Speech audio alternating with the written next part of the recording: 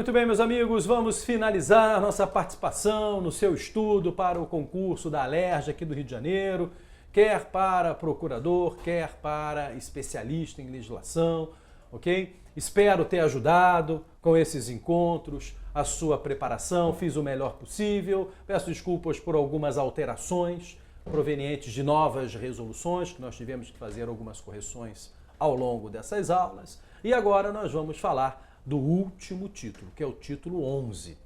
Tudo bem que depois tem disposições finais, transitórias, e assim vai, que não tem absolutamente nada a ser destacado. Então, realmente, esse é o nosso último título a ser analisado, que diz respeito aos deputados. Tá? Então, joga lá o nosso slide, por favor. Olha só, Resolução 810, título 11 dos deputados. E eu chamo a sua atenção que você deve fazer esse estudo junto com a Constituição do Estado do Rio de Janeiro. Porque a Constituição do Estado do Rio de Janeiro, lá no artigo 102 ao 106, dedica as mesmas preocupações. E é óbvio que o regimento interno não poderá contrariar o 102 ao 106 da Constituição do Estado. Provavelmente, essa matéria você terá que estudar em direito eleitoral, né, que vai falar dos deputados, vai falar da perda dos mandatos e assim por diante. Quer dizer, então aqui nosso objetivo não é substituir estas aulas de eleitoral e ou de constitucional, porque não é o nosso dia a dia, né? Nós somos professores de administrativo, matérias correlatas, mas não chegando a eleitoral e constitucional. Então, certamente, isso que a gente vai trabalhar aqui, você vai ter que ter um aprofundamento em eleitoral e em constitucional, ok? Muito bem. Primeiro slide que nós temos a trazer é chamar a atenção para o 241 do Regimento Interno, que vai te falar das atribuições, 246, perdão, das atribuições dos deputados.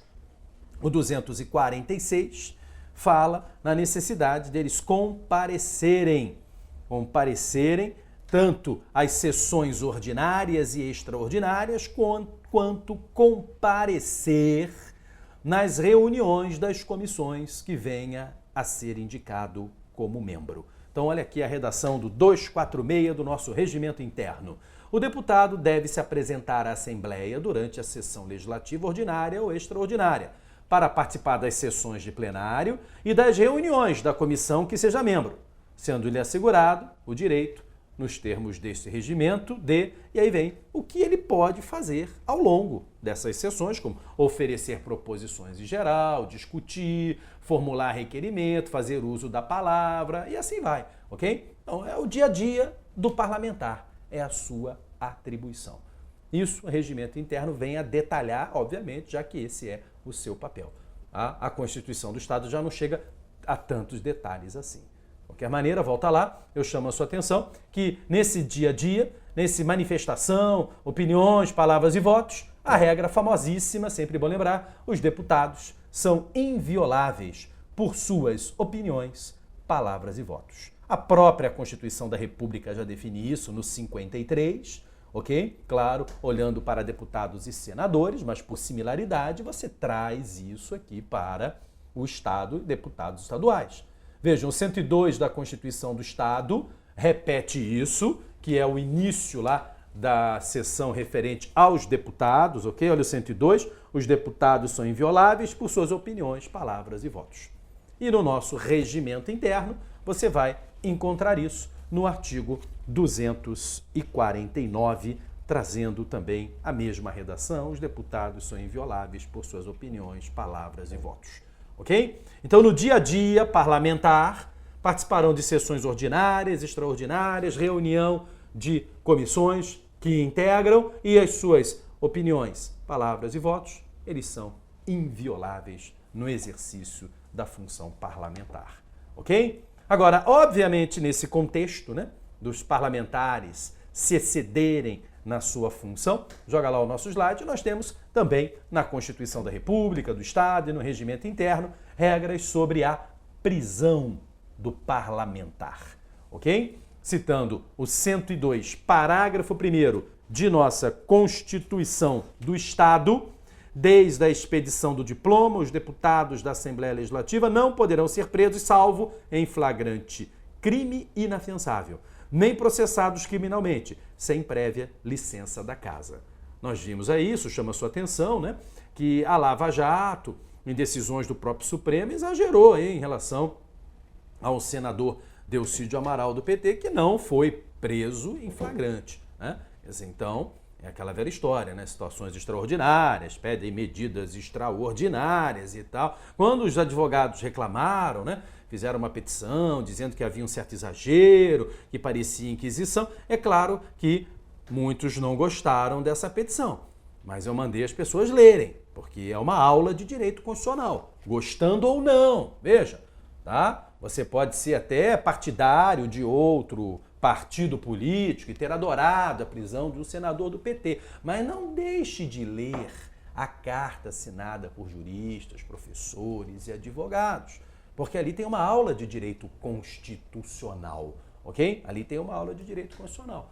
E realmente a prisão do senador, né, não foi em flagrante delito, né? Então, um negócio estranho, mas amém.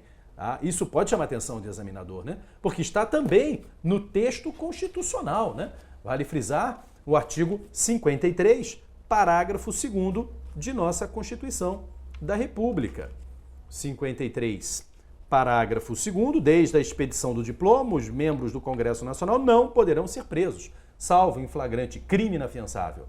Nesses casos, os autos serão remetidos dentro de 24 horas à casa respectiva para que, pelo voto da maioria de seus membros, resolva sobre a prisão. Ok? Então, isso obviamente chama a atenção de examinador diante desse fato excepcional ocorrido. Volto a insistir que o nosso regimento interno não poderia ser diferente, né? Na redação prevista na própria Constituição do Estado e no parágrafo 1º do 249 é a mesma coisa. Desde a expedição do diploma, os deputados da Assembleia Legislativa não poderão ser presos, salvo em flagrante de crime inafiançável, nos processos criminalmente sem prévia licença da casa. Nos demais, aí a licença pode acontecer, mesmo que chancele a situação. Ela realmente sempre foi considerada algo estranho, tá? Agora, voltando lá no nosso slide, eles serão processados por quem? Olha, aí já me limitando à informação de deputado estadual, né? A Constituição no parágrafo 4º do 102, repetido no parágrafo 3º do 249 do Regimento Interno, serão julgados perante o Tribunal de Justiça.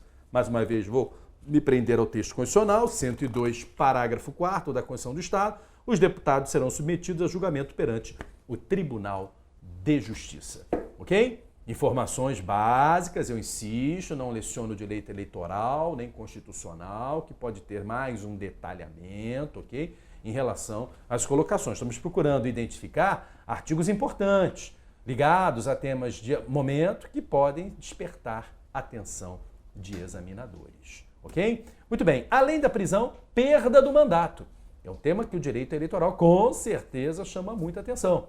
E destaco na resolução, joga lá o nosso slide, por favor, é o artigo 257. 257 do nosso regimento interno, com redação dada pela resolução 836 de 2005. E de cara, o item 1 se refere à Constituição Estadual. Infringir qualquer das proibições constantes no artigo 103 de nossa Constituição do Estado. O artigo 103 fala: os deputados não poderão, desde a expedição do diploma, e aí vai, firmar ou manter contrato com pessoa jurídica de direito público, autarquia, empresa pública, sociedade de economia mista, empresa concessionária de serviço público, salvo quando o contrato obedecer cláusulas uniformes. B, aceitar ou exercer cargo, função ou emprego remunerado, inclusive os de confiança, nas entidades constantes da linha anterior. E 2, desde a posse. Então, o primeiro é desde a diplomação, o outro é desde a posse. Ser proprietários, controladores ou diretores de empresa que goze de favor decorrente do contrato com pessoa jurídica de direito público ou nela exercer função remunerada. Ocupar cargo ou função de confiança, patrocinar causas em que seja interessada qualquer das entidades já referidas e ser titulares de mais de um cargo ou mandato público eletivo. Aí eu chamaria a sua atenção para ler o 38 da Constituição, que fala da acumulação de cargos mandato eletivo especificamente, acumulação de cargos. Ok? Quer dizer, cometer uma dessas irregularidades é um dos motivos de perda do cargo. Mas não é o único. Aliás, a própria Constituição da República, no 104, traz o que o 257 do Regimento Interno literalmente transcreve, que é a perda do mandato do deputado. Então você pode estudar essa matéria tanto pelo 104 da Constituição Estadual, quanto, volta lá no slide, por favor, pelo Regimento Interno, artigo 257, ok? Que teve alteração para essa resolução 836 de 2005, especialmente aí no item 3. Tá? Então, além de perder o mandato por infringir as proibições previstas na Constituição do Estado, ele também vai perder quando houver procedimento que for declarado incompatível com decoro parlamentar, ok? Quando deixar de comparecer em cada sessão legislativa ordinária a terça parte das sessões ordinárias. Quando perder ou tiver suspensos os direitos políticos. Quando o decretar a justiça eleitoral. E quando sofrer condenação criminal em sentença transitado em julgado. Então, aí estão os casos em que o deputado perderá o seu mandato. É bem provável que você tenha algum detalhamento em cada uma dessas colocações, em cada um desses incisos, ou às vezes até um aprofundamento, que eu insisto, o direito eleitoral, o direito constitucional pode fazer. Aí eu peço que você, o candidato atento, provavelmente essas duas matérias estarão exigindo esse seu aprofundamento para esse concurso, aí você vai buscar nesses ramos específicos do direito, ok? Muito bem.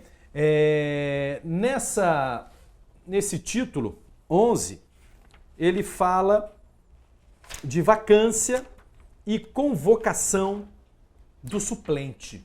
Tá? A vacância vem em relação à perda do mandato, né? Obviamente, e a convocação do suplente, joga lá o nosso slide, está no 258 e 259. E interessante que ele fala no 258 que a mesa diretora convocará no prazo de 48 horas o suplente de deputado. Caso ocorra a ocorrência da vaga, caso ocorra a investidura de titular nos cargos do 105.1 da Constituição do Estado, que é exercer funções no Executivo, especialmente, e licença para tratamento de saúde por mais de 120 dias. Licença para tratamento de saúde por prazo superior a 120 dias, é o item 3 do 258. Aí você fará a convocação do suplente, ok? Chama a sua atenção que a convocação de suplente, né, enfim, sempre chama atenção, né? Sempre chama atenção de examinadores no contexto de uma substituição do parlamentar. E é muito frequente, né? É muito frequente. Tanto é, não sei se estão lembrados, lá no início a gente viu que o suplente uma vez fez aquele juramento. Quando for chamado de novo, se já fez uma vez, não precisa fazer de novo não, né? Estão lembrados disso? Porque volta e meia, né? O cara sai da Assembleia e vai para a Secretaria. Aí tem uma votação importante do Congresso, o cara pede licenciamento como secretário, assume o subsecretário, o cara volta para a Assembleia, sai o suplente. Participa da votação, vota com o governo e tal, sai da Assembleia, volta para a Secretaria, retorna o suplente, ok? Quer dizer, então é algo que é frequente, né? E o que é frequente pode despertar perfeitamente a atenção de nosso examinador, ok? Muito bem. Agora, destacaria em relação a esse título 9 alguns detalhes importantes, porque tivemos capítulos que foram simplesmente revogados, o capítulo inteiro, tá? São 3, joga lá o nosso slide, por favor, para esse alerta. Do artigo 260 e seguintes, o capítulo 5º sobre decoro parlamentar, que vai do 200, ou ia, né, do 260 ao 264. O capítulo 6º, que fala da responsabilidade funcional dos membros da mesa diretora da Assembleia Legislativa, que vai do 265 a apenas o 265. E o capítulo 7º, que vai da licença para instauração de processo criminal contra o deputado, 266 a 268, todos eles foram revogados pelo Código de Ética Parlamentar, Resolução 836 de 2005, Então, nada a comentar, apenas alertando que do 260 ao artigo 268 estão revogados por essa resolução que aí está 836 de 2015. Ok? Muito bem, meus amigos. E aí, o que você tem para finalizar, mantendo aí o slide, na resolução 810, o título 12 e último, que fala das disposições gerais, transitórias e finais. E não vi especificamente nada que me chamasse atenção para comentar com vocês, tá? Então, volta aqui. Chama a sua atenção que no nosso programa para procurador e especialista legislativo, quando ele pede técnicas legislativas, noções do regimento interno da Assembleia Legislativa do Estado do Rio de Janeiro, nós passeamos basicamente por quase toda a previsão do edital, ok? Ainda tem as técnicas legislativas, que aí já não passa sob o meu comando, ok? Que vocês vão ter que fazer um aprofundamento, um estudo, mas sobre o regimento interno, eu acho que nós fizemos um bom trabalho e espero ter ajudado no seu estudo. Tá legal? Fechamos por aqui. Foi um grande prazer. Até a próxima.